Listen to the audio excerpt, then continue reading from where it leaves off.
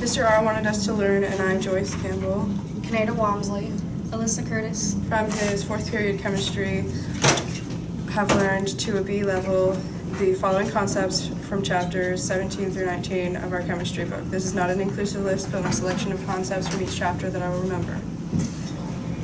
Chapter 17, Thermal Chemistry. In this chapter, I learned about the flow of energy, heat, and work. A system gains heat in an endothermic process and loses heat in an exothermic process. I learned how to measure and express enthalpy changes. The enthalpy change for a reaction can be treated like any other reaction or product. I also learned heat and changes of state. Heat is absorbed by melting solid is exactly the same as heat lost when the liquid solidifies.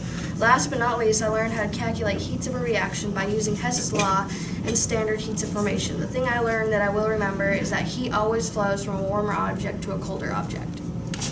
In chapter 18, in section 1, we learned that the rate of a chemical reaction is usually expressed as the change in the amount of the reactant per unit time. In section 2, we found that stressors that can alter the equilibrium position of reactants or products changes in temperature. In section 3, we learned that the smaller the numerical value of the solubility product constant, the lower the solubility of the compound. In section 4, the book stated that the size and direction of enthalpy changes and entropy changes together determine whether a reaction is spontaneous. Section 5 told us that the value of the specific rate constant K in the rate equation is large if products form quickly from reactants.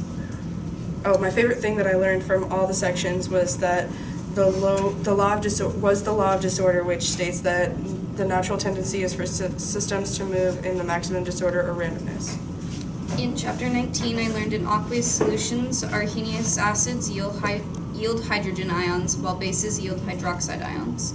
On the pH scale, a 0 is strongly acidic, while 7 is neutral and 14 is strongly basic. The stronger an acid is, the larger its Ka value, and the same for bases. The point of neutralization is the endpoint of a titration, and a buffer is a solution of a weak acid or weak base and one of its salts.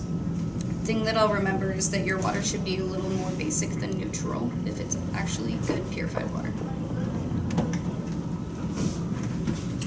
I like that.